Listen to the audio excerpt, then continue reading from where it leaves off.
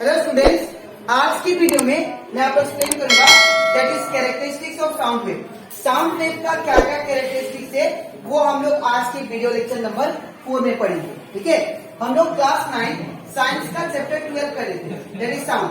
इसके पिछले वीडियो में मैंने आप लोग को लेक्चर 1 से लेके लेक्चर 3 तक एक्सप्लेन किया था साउंड के बारे में और उसके प्रॉपर्टीज के बारे में, और साउंड कैसे प्रोड्यूस होता है वो भी मैंने आप लोग को समझाया था। ठीक है, और उसके बाद हम लोग types of mechanical wave, sound एक टाइप का वेव है और उसके टाइप्स के बारे में हम लोग देखे थे that is what is wave और मैकेनिकल वेव हम लोग अच्छे से डिटेल में मैंने आप लोग को समझाया था। ठीक है, और उसी के साथ साथ कॉम्प्रेशन और रेयरफिक्शन, जब साउंड हवा में दैट इज एयर में जब ट्रेवल करता है तब साउंड क्या इफेक्ट करता है एयर में, वो भी मैंने आप लोग को सिखा दिया है इसके पिछले वीडियो लेक्चर में। ठीक है, तो अगर आपको सारा कॉन्सेप्ट अच्छे से सीखना है तो आप लोग उसको मेरे यूट्यूब चैनल में जाकर उसको देख सकते हैं। ठीक है, मैंने प्लेलिस्ट बना के अपलोड कर दिया। और इसी के साथ साथ अभी तक हम लोग क्लास 9 साइंस का चैप्टर 1, चैप्टर 2, चैप्टर 3, चैप्टर 4 और चैप्टर दैट इज 8, 9 और 10 और 11 भी मैंने आप लोग को इन सभी चैप्टर का हर एक टॉपिक मैंने डिटेल में एक्सप्लेन किया। ठीक है, तो अगर आपको इन सभी चैप्टर का हर एक टॉपिक अच्छे से सीखना है तो आप लोग उसको मेरे यूट्यूब चैनल में जाके उसको देख सकते हो। ठीक है, और यहाँ पे हम लोग चैप्टर 8 और 9 और 10 का मैंने जितना भी एनसीईआरटी में न्यूमेरिकल क्वेश्चन था, ठीक है, वो और एक्सरसाइज में न्यूमेरिकल क्वेश्चन था, वो सारा मैंने आप लोग को एक्सप्लेन कर दिया। ठीक है, तो अगर आप लोग को चैप्टर 8, 9, 10 से रिलेटेड अगर न्यूमेरिकल क्वेश्चन में डाउट होता है तो आप लोग उसको मेरे यूट्यूब चैनल में जाके उसको देख सकते हो। ठीक है, तो स्टार्ट करते हैं अच्छा क्लास। यहाँ पे हम लोग सबसे पहले पढ़ेंगे कैरेक्टरिस्टिक्स ऑफ साउंड वेव। हम लोग मैंने आप लोग को लास्ट क्लास समझाया था कि साउंड एक टाइप का वेव ही है। ठीक है, और वेव क्या था, वेव का मतलब होता है अगर कोई भी मीडियम में अगर आप लोग डिस्टरबेंस क्रिएट कर दो तो ये क्या फॉर्म करेगा, वेव।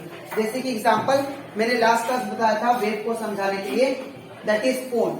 अगर सपोज एक पोंड है और पोंड में वाटर जो है वो रेस्ट में है, वो मूव नहीं हो रही, और सडनली क्या किया आपने, स्टोन यहाँ पे मार दिया, तो स्टोन मारने के बाद में यहाँ पे क्या जनरेट होता है, ऐसा वेव। वो वाटर का जो मॉलिक्यूल्स होते हैं वो डिस्टर्ब हो जाते हैं, जिसके वजह से वो क्या क्रिएट करता है, यहाँ पे ऐसे इस फॉर्म में क्या प्रोड्यूस करता है, wave.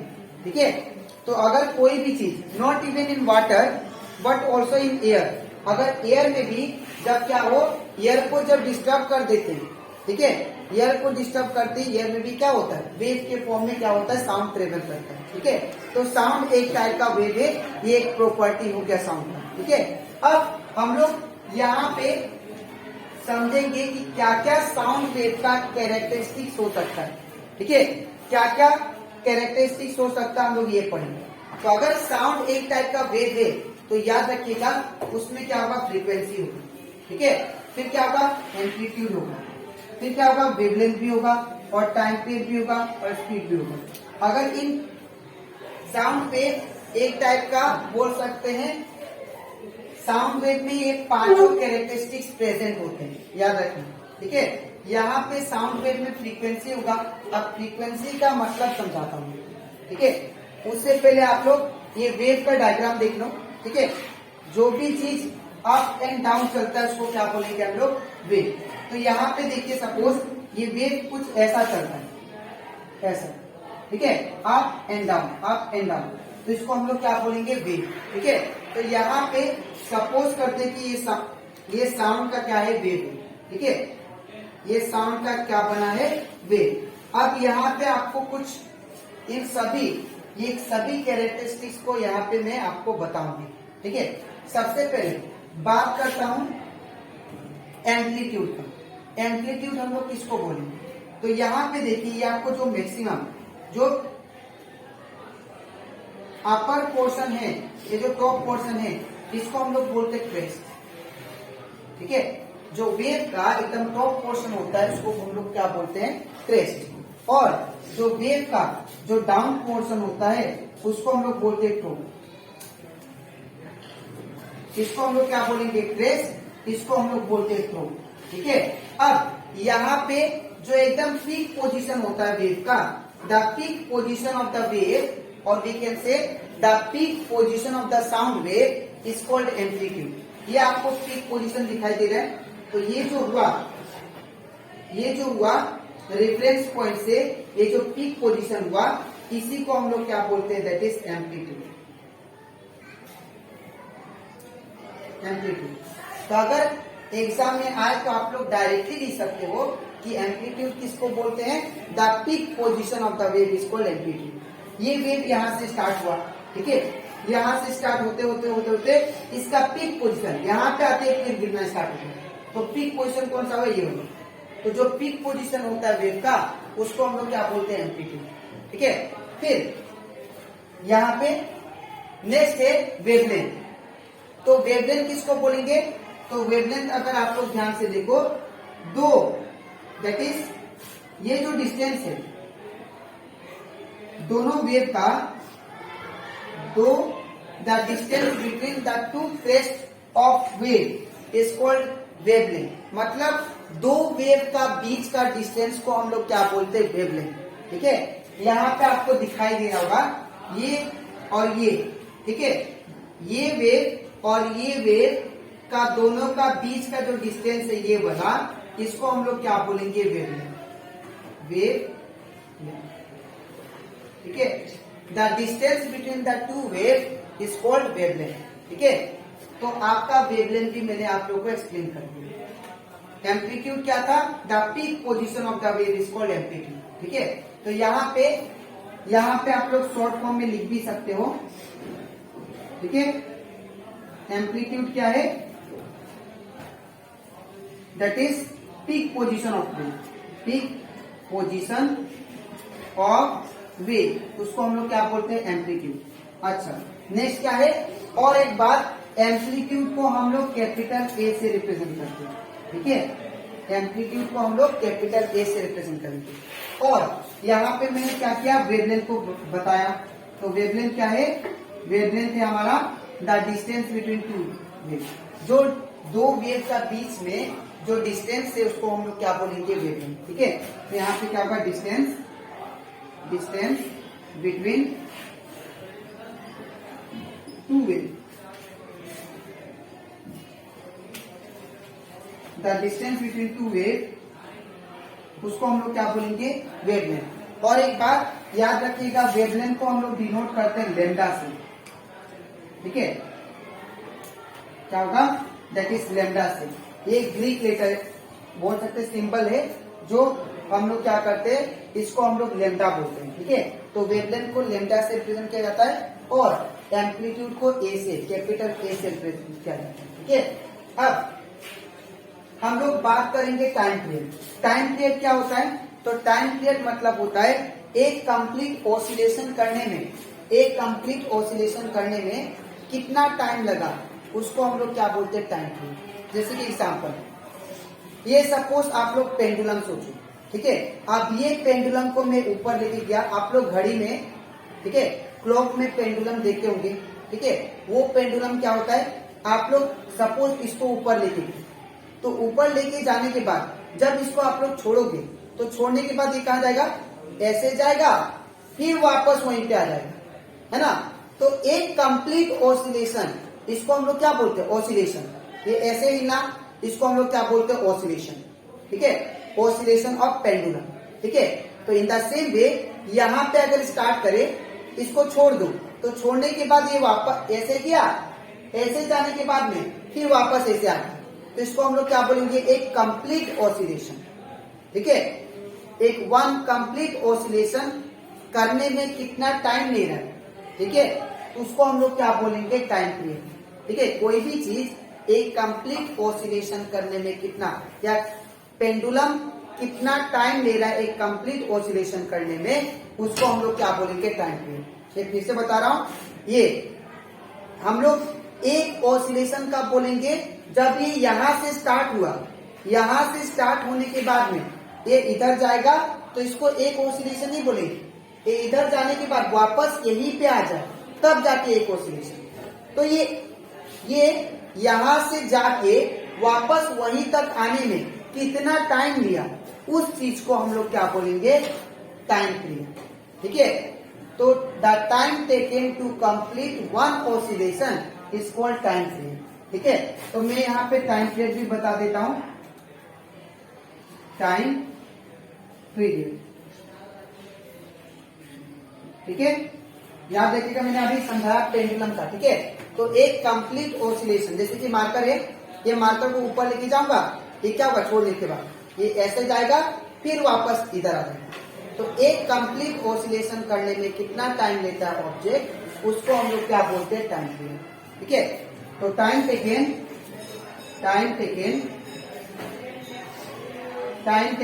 To complete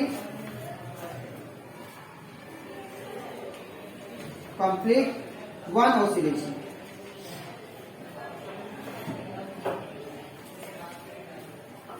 time taken to complete one oscillation, इसको हम लोग क्या बोलेंगे, टाइम पीरियड। ठीक है, अब स्पीड ऑफ जो साउंड वेव है, इसको हम लोग डिटेल में सीखेंगे अगली वीडियो लेक्चर में। ठीक है, और बात करते हैं फ्रीक्वेंसी। फ्रीक्वेंसी का मतलब होता है एक सेकेंड में कितना वेव बनता है, एक सेकेंड में कितना वेव बनता है या कितना वेव पास होता है, उसको हम लोग क्या बोलते हैं, फ्रीक्वेंसी। जैसे कि एग्जांपल देता हूं, यहाँ पे देखिए, यहाँ से आपने क्या किया, वाटर में स्टोन को मारा, ये क्या है, वाटर में स्टोन को मारा, तो एक सेकेंड में कितना वेव बना, उसको हम लोग क्या बोलेंगे, फ्रीक्वेंसी। ठीक है, तो यहाँ पे फ्रीक्वेंसी का मैं यहाँ पे लिख देता हूँ, याद रखिएगा। फ्रीक्वेंसी का मैंने यहाँ पे डिफाइन भी किया है, that is number of oscillation vibration made in 1 second. एक सेकेंड में कितना वाइब्रेशन हो रहा है या कितना ऑसिलेशन हो रहा है या कितना वेव बन रहा है, उसको हम लोग क्या बोलेंगे, दैट इज फ्रीक्वेंसी। यहाँ पे लिखा है the number of oscillation vibration made in 1 second, number of vibration, कितना वाइब्रेट हो रहा है एक सेकेंड में या कितना ऑसिलेशन हो रहा है एक सेकेंड में, उसको हम लोग क्या बोलेंगे, दैट इज फ्रीक्वेंसी। ठीक है, जैसे कि मान लीजिए यहाँ पे सपोज ये क्या होगा, पेंडुलम। अब ये पेंडुलम एक सेकेंड में ऐसे जाके वापस ये 2 बार घूम गया, 2 ऑसिलेशन से। ठीक है, तो नंबर ऑफ ऑसिलेशन एक सेकेंड में कितना हो रहा है, एक सेकेंड में कितना ऑसिलेशन होता है, उसको हम लोग क्या बोलेंगे, दैट इज फ्रीक्वेंसी। ठीक है, फिर अब फ्रीक्वेंसी को हम लोग डिनोट करते हैं, दैट इज न्यू से। न्यू सिंबल कुछ ऐसा होता है, न्यू। ठीक है, और इसका ऐसा यूनिट जो होता है वो क्या होता है, दैट इज हर्ट्ज। हर्ट्ज को हम लोग रिप्रेजेंट करते हैं, दैट इज एचजेड से, एचजेड। ठीक है, तो एचजेड से हम लोग क्या करते हैं, हर्ट्ज को, हर्ट्ज क्या होता है, इसका ऐसा यूनिट। और ह्यूमन बीइंग का जो हेयरिंग कैपेसिटी होता है वो 20 हर्ट्ज से 20,000 हर्ट्ज होता है। अगर मोर देन 20,000 हर्ट्ज अगर कोई भी अगर साउंड प्रोड्यूस करता है तो उसका कान का जो ड्रम है वो फट भी सकता है।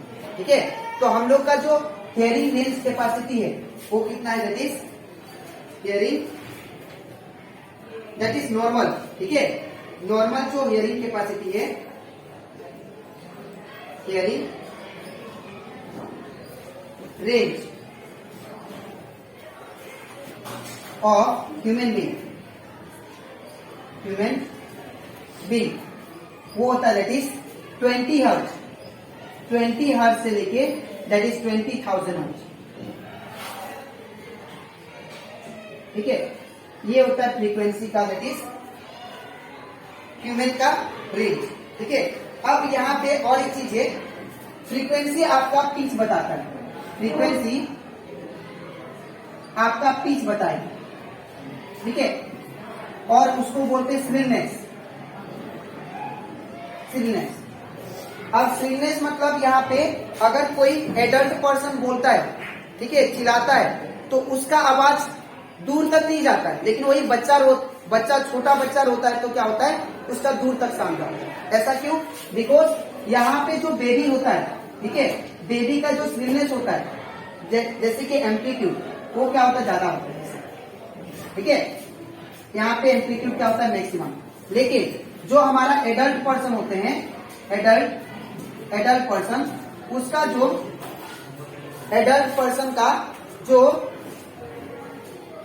वेव होता है, एम्पलीट्यूड होता है, वो छोटा होता है। तो ये एम्पलीट्यूड छोटा होता है, ये एम्पलीट्यूड क्या होगा, बड़ा होगा। इसके अंदर, बेबी के अंदर, इसलिए बेबी का आवाज बहुत दूर तक सुनाई देता है, लेकिन एडल्ट पर्सन का आवाज उतना दूर तक सुनाई नहीं देता, बिकॉज ऑफ स्लीनेस। तो जितना ज्यादा फ्रीक्वेंसी होगा उतना ज्यादा क्या होगा, स्लीनेस। ठीक है, तो आई होप आपको सारा concept that is characteristics of sound wave अच्छे से क्लियर हो गया। ठीक है, अब यहाँ पे हम लोग इसके नेक्स्ट वीडियो लेक्चर में, दैट इज लेक्चर नंबर 5 में, मैं आप लोग को एक एक करके इसको डिटेल में समझाऊंगा। मैंने आज की वीडियो में आप लोगों को फ्रीक्वेंसी करा दिया, अब इसके नेक्स्ट वीडियो में मैं आप लोगों को समझाऊंगा एम्पलीट्यूड, वेवलेंथ, टाइम पीरियड और स्पीड। ठीक है, तो अगर आपको सारा कंसेप्ट अच्छे से सीखना है, आप लोग इसका नेक्स्ट वीडियो के लिए वेट कीजिए। ठीक है, तो आज के लिए इतना ही, मिलते हैं नेक्स्ट वीडियो।